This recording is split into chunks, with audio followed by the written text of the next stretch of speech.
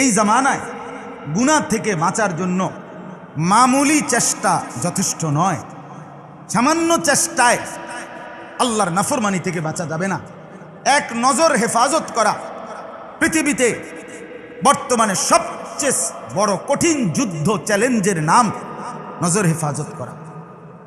রাস্তায় নামলে ডানে বামে সামনে পিছনে এত বেশি পরিমাণ মহিলা, এত বেশি পরিমাণ বেপরদিগি, বেহায়াপনা, অসভ্যতা, যে এই অবস্থায় নজর নামানো কতটা কঠিন আপনি চিন্তা করেন।